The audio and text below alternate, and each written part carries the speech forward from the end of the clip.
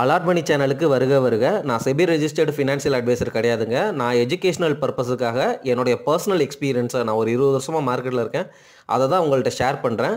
நீங்கள் எந்த முடிவு எடுக்கிறதா இருந்தாலும் உங்கள் நிதி ஆலோசகரை அணுகி அதுக்கப்புறம் பணத்தை போடுறதை பற்றி முடிவு பண்ணுங்கள். நன்றி. அலாட் மணி சேனலுக்கு வருக வருக. இந்த சேனலுக்கு இன்னும் நீங்கள் சப்ஸ்கிரைப் பண்ணலைன்னா தயவு செஞ்சு சப்ஸ்கிரைப் பண்ணிக்கோங்க. பெல் பட்டனையும் கிளிக் பண்ணிக்கோங்க.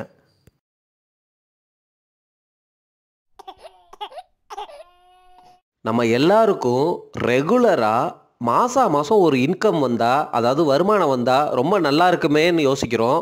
அதனால தான் ரெகுலராக வருமானத்தை வர வைக்கிறதுக்கு என்னென்ன வழிகள்லாம் இருக்குன்னு தேடுறோம். கண்டிப்பாக இந்த வீடியோ பதிவில் உங்களுக்கு நான் சொல்ல போகிறது தி பெஸ்ட்டு ரெகுலர் வருமானம் தரக்கூடிய ஒரு இன்ஸ்ட்ருமெண்ட்டை பற்றி தான் நான் பேச போகிறேங்க. என்னடா அது அப்படின்னு கேட்குறீங்களா? நான் ஒன்றும் பெருசாலாம் சொல்ல போகிறது கிடையாது. உங்களுக்கு பெஸ்ட்டு ரெகுலர் வருமானம் எங்கேருந்து கிடைக்க வாய்ப்பு இருக்குன்னு நீங்களே யோசிங்க. ஸ்டாக் மார்க்கெட்டில் இருந்து மட்டும்தான் கிடைக்க வாய்ப்பு இருக்குது. ஸ்டாக் மார்க்கெட் மட்டும்தான் உங்களுடைய இன்ஃப்ளேஷனை பீட் பண்ணி அதிகமாக ரிட்டர்ன் கொடுக்குற வாய்ப்பு இருக்குது. ஆனால் நீங்கள் ரிஸ்க் அதிகமாக எடுக்கிறீங்கிறது உங்களுக்கே தெரியும். ஏன்னா போடுற காசு முழுசாக இழக்கிறதுக்கும் வாய்ப்பு இருக்குது. அதனால தான் இடிஎஃப் ஃபண்டில் போடுங்க அப்படின்னு சொல்கிறோம். இடிஎஃப்பில் கமிஷன், அதாவது எக்ஸ்பென்ஸ் ரேஷியோ கம்மி, ஃபண்டில் எக்ஸ்பென்ஸ் ரேஷியோ ஜாஸ்தி, அது இல்லாமல் ஹிடன் ஃபீஸ்லாம் உள்ளே இருக்கும் அப்படின்னு தொடர்ந்து பேசிகிட்டே இருக்கோம். ஆனால் பங்குச்சந்தைங்கிறது ஃபிக்ஸட் டெபாசிட் மாதிரி ரெகுலராக ஒரே ஃபிக்ஸ்டு இன்கம் அந்த மாதிரிலாம் கொடுத்துக்கிட்டே போகாது. அது ஒரு பல வருஷத்துக்கு பியர் மார்க்கெட்டில் இருக்கும், திடுக்குன்னு புல் மார்க்கெட்டுக்கு மாறும். அதாவது என்னென்னா, உங்களுக்கு நீங்கள் நினைக்கிற மாதிரியெல்லாம் பங்குச்சந்தை ரிட்டர்னை கொடுக்காது. அதுக்குன்னு ஒரு மூடு இருக்குது. அது பிரகாரம் தான் உங்களுக்கு ரிட்டர்னை கொடுக்கும். ஆனால் நம்ம லாங் டேர்மில் அந்த பங்குச்சந்தையோட பிஹேவியருக்கு ஏற்ற மாதிரி நம்ம இன்வெஸ்ட் பண்ணிவிட்டு நம்மளுடைய ரெகுலர் வருமானத்தை அதுக்கு ஏற்ற மாதிரி அட்ஜஸ்ட் பண்ணோம் அப்படின்னா நம்ம நிறைய காசை ரெகுலராக எடுத்துக்க முடியும். அப்படிங்கிறத தான் தொடர்ந்து பெரிய பெரிய ஃபினான்ஷியல் அட்வைசர்ஸ் பேசிகிட்டே வர்றாங்க. இதே அட்வைஸை தான் நானும் உங்களுக்கு இப்போ சொல்ல போகிறேன். ஆனால் இதில் ஒரு செம்ம ஐடியா நான் வச்சுருக்கிறேன். அதை தயவு செஞ்சு கேளுங்க. ஏன்னா நம்ம எல்லாரும் யோசிக்கிறோமா அப்படின்னே தெரியலை. அதுக்காக தான் இந்த ஐடியாவை நான் உங்கள்கிட்ட ஷேர் பண்ணுறேன். நீங்கள் எந்த ஃபினான்ஷியல் அட்வைசர் எங்கே வேணாலும் போய் கேளுங்க, யூடியூப்பில் பாருங்கள் வீடியோ. உங்களுக்கு தி பெஸ்ட்டு ரெகுலர் இன்கம் வரணும் அப்படின்னா ஸ்டாக் மார்க்கெட்டில் இருந்து தான் வரணும். உங்களுக்கு எல்லாரும் அட்வைஸ் பண்ணுறது இந்த சிஸ்டமேட்டிக் வித்ட்ராவல் பிளானை பற்றி தான் பேசுவாங்க. அதாவது SWP அப்படின்னு சொல்லுவாங்க. இது என்ன அப்படின்னு நீங்கள் யோசிச்சிங்கன்னா ஒன்றுமே கிடையாது. உங்கள்கிட்ட 10 லட்ச ரூபா காசு இருக்குன்னு வச்சுக்கோங்க. அதாவது என்னென்னா, நீங்கள் 10 லட்ச ரூபா சேர்த்துட்டீங்க. அந்த 10 லட்ச ரூபாயிலிருந்து மாதம் உங்களுக்கு ரெகுலராக வருமானம் வரணும்னு நீங்கள் எதிர்பார்க்குறீங்க.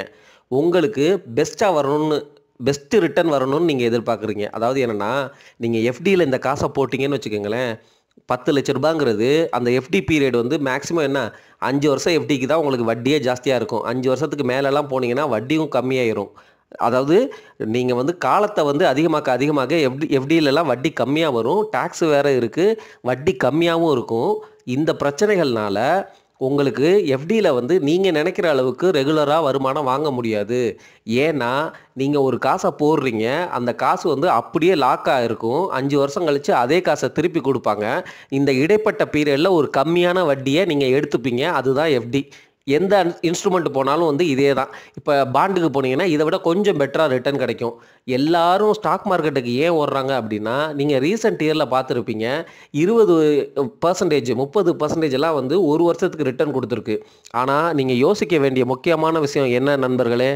நீங்கள் யோசிக்க வேண்டிய விஷயம், ஒரு கம்பெனினால் 30% வருஷம் க்ரோ ஆக முடியுமா? நீங்கள் யோசிச்சு பாருங்கள். ஒரு 1000 பேர் இல்லை எம்ப்ளாயி 30% க்ரோத் கொடுக்குறாங்கன்னா, இந்த வருஷம் 1000, அடுத்த வருஷம் 1300 எம்ப்ளாயீஸ். அந்த மாதிரி அதுவும் காம்பவுண்டடில் நீங்கள் போட்டு பாருங்கள். அவ்வளோ தூரத்துக்கு sales growth, net profit growth, EPS இதெல்லாம் கொடுக்க முடியுமான்னு யோசிச்சுக்கோங்க. ஏன்னா நம்ம எல்லாரும் என்ன நினைக்கிறோன்னா, எப்படிங்க காசு 30% நீங்கள் ஒரு காசு ஒருத்தன்ட்ட கொடுக்குறீங்க, அவன் வருஷம் 30% அதிகமாகவே கொடுத்துட்ருப்பானா? இது ப்ராக்டிக்கலி நாட் பாசிபிள் அப்படின்னு நமக்கு புரியலையா? நம்ம ஒரு லக்கி ஜோனில் இருக்கோம். நம்ம இது வரைக்கும் அந்த ஸ்டாக் மார்க்கெட் அப்படியே பியர் மார்க்கெட் சைக்கிள்லேயே படுத்து கிடந்துச்சு. அதுக்கூட ரிட்டர்ன்லாம் சேர்த்து இந்த 4 வருஷத்தில் மொத்தமாக கொடுத்துருக்கு அப்படிங்கிறத புரிஞ்சுக்கோங்க. இதில் ரிஸ்க் செம்ம ஜாஸ்தி அப்படிங்கிறதையும் புரிஞ்சுக்கோங்க. நான் என்னடா எங்கெங்கேயோ போகிறேன் அப்படின்னு யோசிக்கிறீங்களா? இல்லைங்க. நீங்கள் புரிஞ்சுக்க வேண்டிய சில விஷயங்கள் இருக்குது. என்ன அப்படின்னா, தன்மையை புரிஞ்சுக்கங்க. நான் என்ன சொல்ல வர்றேன், ஸ்டாக் மார்க்கெட்டில் இந்த எஸ்டபிள்யூடியில் காசு போடுறதுக்கும் எஃப்டிக்கும் உள்ள டிஃப்ரென்ஸை பற்றி ஃபஸ்ட்டு பேச வர்றேன். என்ன டிஃப்ரென்ஸு? எஃப்டியில் நீங்கள் போடுற காசு அப்படியே திருப்பி வரும், வளராது. நீங்கள் லாங் ரன்னில் எஃப்டியோட ரிட்டர்னை எடுத்து பார்த்தீங்க அப்படின்னா அது வேஸ்ட்டு, ரொம்ப ரொம்ப கம்மி. அதே இது ஸ்டாக் மார்க்கெட்டில் ஒரு 15 வருஷம் 20 வருஷம் வந்து உள்ளே போட்டுட்டு உங்களால் வந்து ரெகுலராக வருமானத்தை நீங்கள் எடுத்துக்க முடியும் அப்படின்னா அதுதான் பெஸ்ட் அப்ரோச்சு. ரீசன் வந்து என்னென்னா, நீங்கள் ரிஸ்க்கும் எடுக்கிறீங்க, ஒரு பிஸ்னஸில் முதலீடும் பண்ணுறீங்க, லாங் டேர்முக்கு நீங்கள் போடுற அந்த 10 லட்சத்தை டிசிப்ளின்டாக 20 வருஷத்துக்கும் அப்படியே விட்டுடுறீங்க. சரிங்களா? இதில் என்ன நடக்கும் அப்படின்னா, நீங்கள் 20 லட்சத்தை அந்த பணத்தையும் க்ரோ பண்ண விட்றீங்க. அதாவது என்னென்னா, அந்த பணத்தை நீங்கள் ஒரு ஸ்டாக்கு ஒரு கம்பெனியில் வாங்குறது மூலமாக அந்த கம்பெனி க்ரோ ஆச்சுன்னா உங்களுடைய பணமும் க்ரோ ஆகும். இதுக்கு பேரலாகவே நீங்கள் என்ன பண்ணுறீங்க, உங்களுடைய மாதம் தேவைகளை வந்து அந்த காசுலேருந்து எடுக்கிறீங்க. அதாவது என்னென்னா, உங்கள் 10 லட்சத்தில் இருந்து தான் அந்த காசை எடுக்க போகிறீங்க. சரிங்களா? இப்போ 10 லட்சம் போட்டுவிட்டு அடுத்த மாதமே வந்து உங்களுக்கு வந்து ஒரு 10,000 ரூபா வேணும் அப்படின்னா நீங்கள் போட்ட 10 லட்சத்துலேருந்து தான் 10,000 எடுப்பீங்க. ஏன்னா உங்கள் 10 லட்சங்கிறது ஒரு மாதத்தில் ஒன்றும் க்ரோ ஆகிராது. கரெக்டுங்களா? ஐடியா வந்து என்னென்னா, அந்த 10 லட்சத்தில் நீங்கள் 10,000 10 மாதத்தில் 1 லட்சம் ரூபாய் எடுத்துருவீங்க. மிச்சம் இருக்கிற 9,20,000 ரூபாங்கிறது வந்து அந்த பிஸ்னஸ் நல்லா இருந்துச்சு, ஸ்டாக் மார்க்கெட் நல்லா பெர்ஃபார்ம் பண்ணுச்சு அப்படின்னா அது க்ரோ ஆகிருக்கும். அந்த க்ரோத்தில் இருந்து மறுபடியும் நீங்கள் கொஞ்சம் எடுத்துக்கலாம் அப்படிங்கிறது தான் ஐடியா. நீங்கள் பாஸ்ட்டில் ஸ்டாக் மார்க்கெட் இப்படி பெர்ஃபார்ம் பண்ணுச்சு, அதனால் அதே மாதிரி 5% காம்பவுண்டட் ஆனுவல் க்ரோத் கிடைக்கும், இல்லை 12% கிடைக்கும், ஏன் இந்த 10% கிடைக்கும் அப்படின்னு நீங்கள் அசியூம் பண்ணிவிட்டு நீங்கள் போனீங்கன்னா இதில் மாற்றுறதுக்கு வாய்ப்புகள் அதிகம். அதனால் எஸ்டபிள்யூபியில் நீங்கள் கண்டிப்பாக போடணும் நீங்கள். ஆனால் பேக்கப் பிளான் வச்சுக்கோங்க. அதாவது என்னென்னா, சப்போஸ் ஸ்டாக் மார்க்கெட் நல்லா பெர்ஃபார்ம் பண்ணலை, படுத்து கிடக்குது அப்படின்னா நீங்கள் போட்ட 10 லட்சத்தில் இருந்து தான் நீங்கள் வந்து காசை எடுத்து சாப்பிட்றீங்க அப்படிங்கிறது உங்களுக்கு தெரிஞ்சிச்சுன்னா, அப்போது ஸ்டாக் மார்க்கெட்டில் இருந்து காசை விட்ரா பண்ணக்கூடாது, வேறு அசட்டில் இருந்து நீங்கள் விட்ரா பண்ணணும் அப்படிங்கிறத புரிஞ்சுக்கங்க. இன்னும் நிறைய விஷயங்கள் இருக்குது நீங்கள் முக்கியமாக தெரிஞ்சுக்க வேண்டியது, அதெல்லாம் தொடர்ந்து கேளுங்க. எஸ்டபிள்யூபியில் நீங்கள் இன்வெஸ்ட் பண்ணுறீங்கன்னா, நீங்கள் டாக்ஸேஷனுடைய புரிதல் இல்லாமல், நீங்கள் எவ்வளவு டேக்ஸ் கட்டணும் அப்படிங்கிற புரிதல் இல்லாமல் இன்வெஸ்ட் பண்ணிங்கன்னா உங்களுக்கு நட்டம் நிறைய வர்றதுக்கு வாய்ப்புகள் இருக்குது. வாய்ப்புகள்லாம் இல்லை, நட்டம் கண்டிப்பாகவே வரும். நான் என்ன அனுபவத்தில் நான் உணர்ந்தது வந்து என்னென்னா, நீங்கள் எந்த மியூச்சுவல் ஃபண்டு யார் பேங்க்குக்கிட்ட இல்லை பேசினாலும் மாற்றி இந்த டேக்ஸை பற்றி உங்களை குழப்புவாங்க.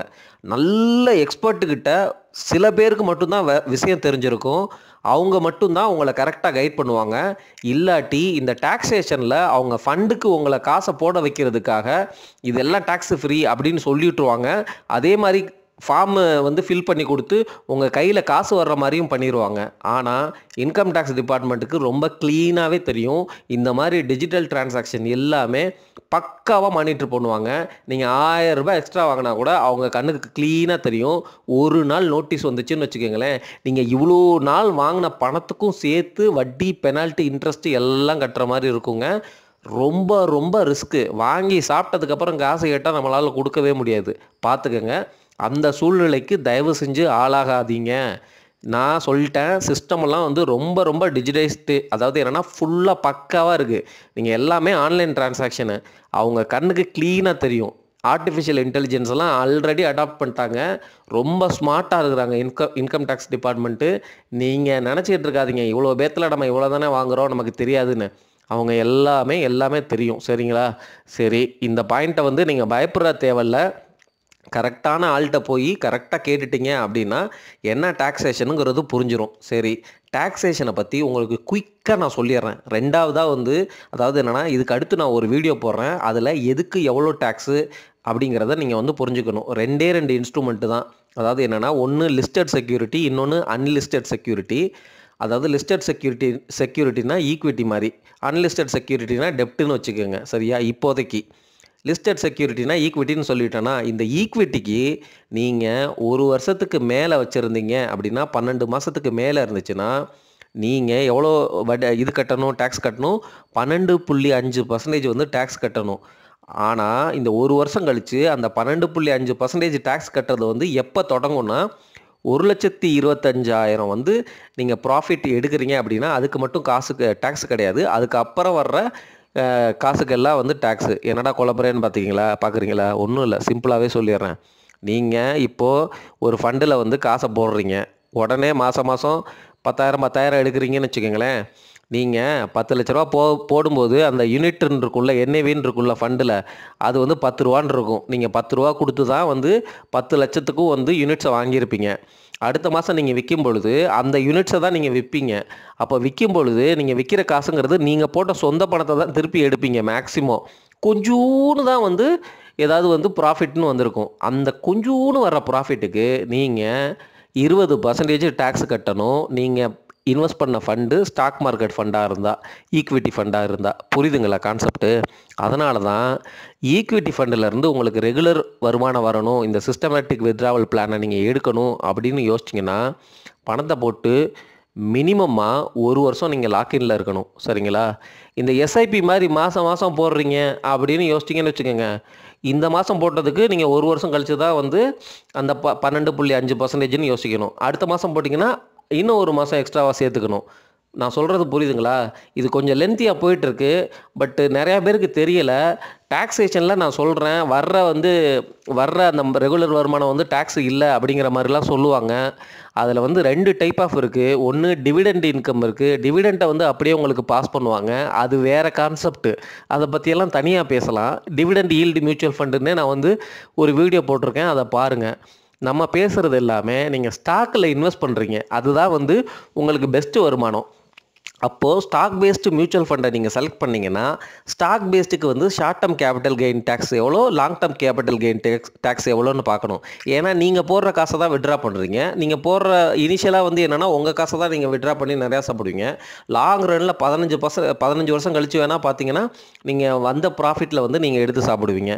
சரிங்களா? அப்போ வந்து அந்த வருஷத்துக்கு ப்ராஃபிட் ஜாஸ்தியாக இருந்துச்சுன்னு வச்சுக்கோங்க, கண்டிப்பாக 1,25,000க்கு மேலே போகும்.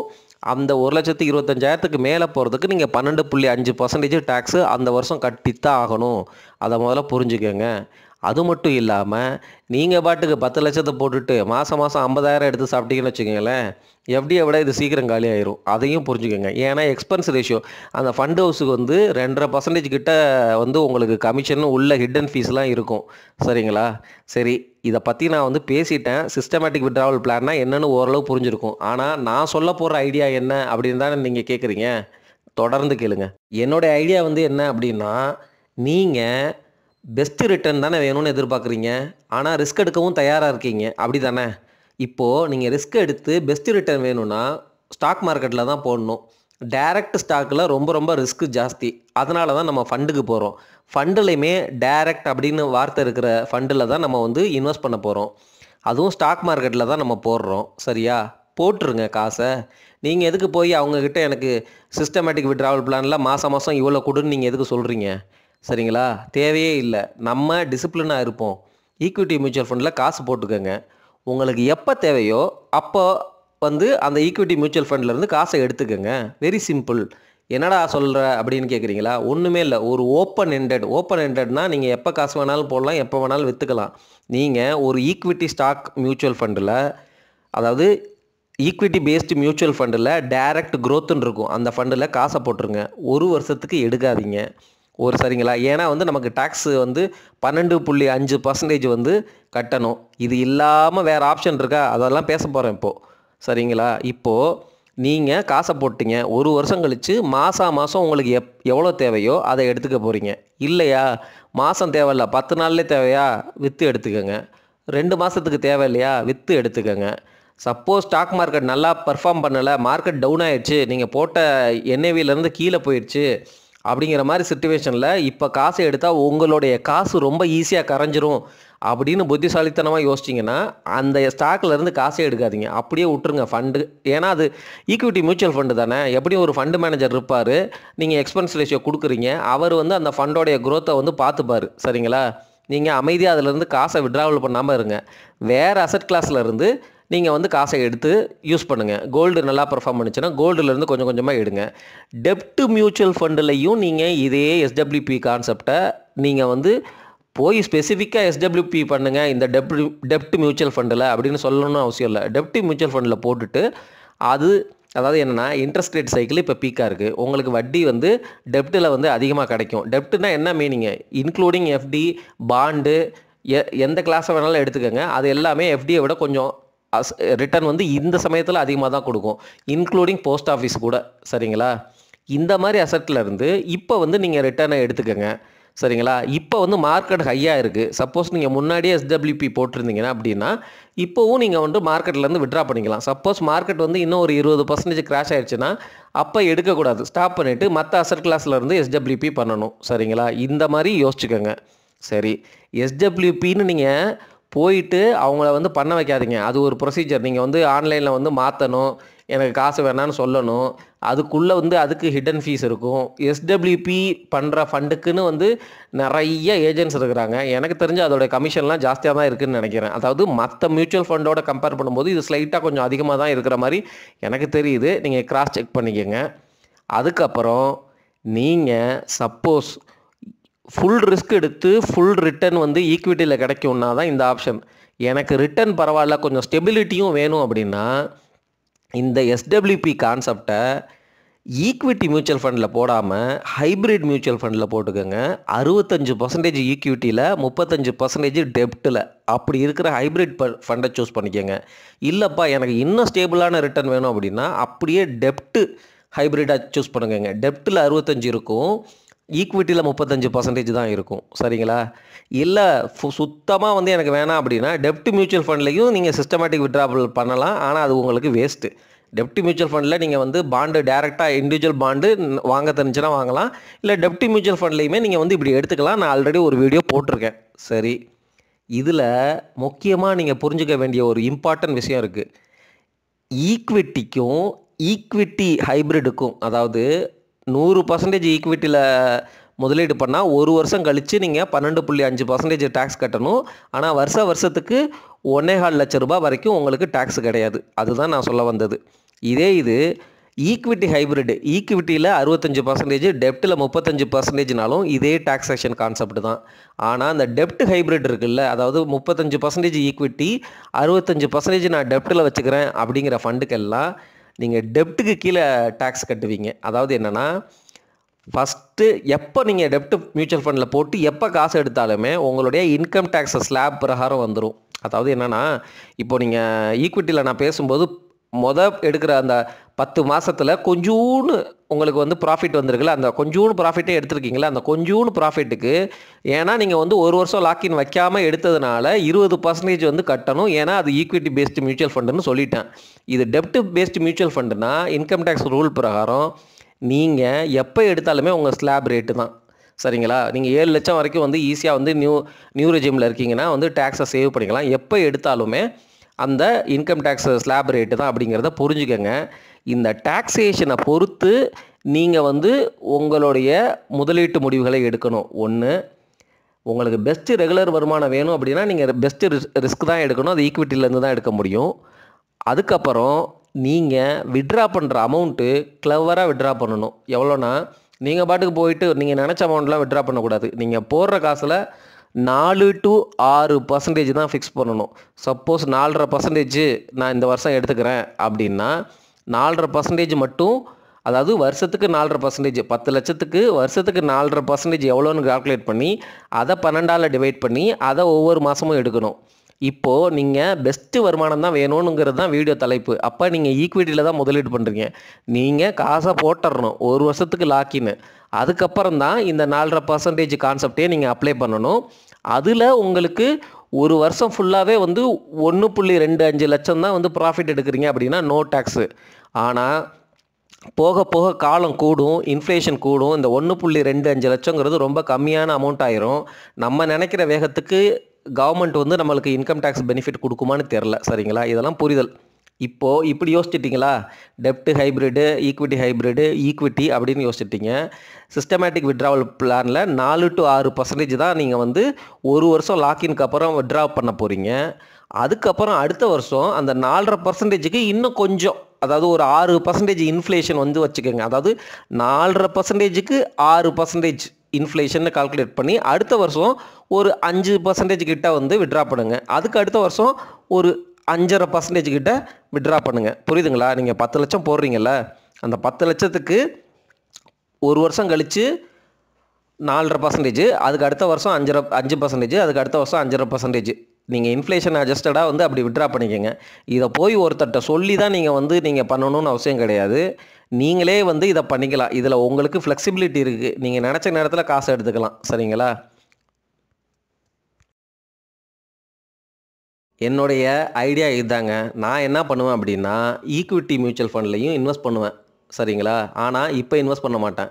இப்போது சிப்பு தான் பண்ணுவேன். ஈக்விட்டியில் இண்டெக்ஸு, ஈக்விட்டியில் வந்து direct mutual fund, direct stock, இந்த 3லையும் நான் இப்போ சிப்பு தான் பண்ணுவேன். ஏன்னா மார்க்கெட் அதிகமாக இருக்குங்கிறது எனக்கு ஃபீலிங்கு. மார்க்கெட் சப்போஸ் கிராஷ் ஆச்சு, 20%க்கு மேலே கரெக்ஷன் கொடுத்துச்சு அப்படின்னா, நான் வச்சுருக்கிற 10 லட்சத்தில் ஒவ்வொரு லட்சமாக, அதாவது ஒரு 10%க்கு 1 லட்சம், அடுத்த 10% கிராஷ் ஆச்சுன்னா 1 லட்சம், மேக்ஸிமம் 40% வரைக்கும் கிராஷ் ஆகலாம். அந்த 40%ல் நான் எப்படியும் 2-3 லட்சம் வந்து போட்டுருவேன்.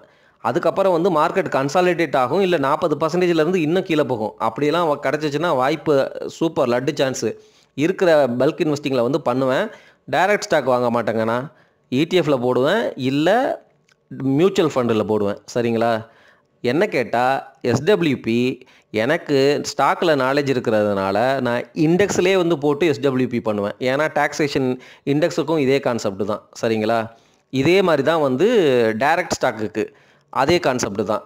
ஸோ ஆனால் ஒன்று புரிஞ்சுக்கோங்க, இந்த 1.25 லட்சங்கிறது ஒவ்வொரு இன்ஸ்ட்ருமெண்ட்டுக்கும் கிடையாது.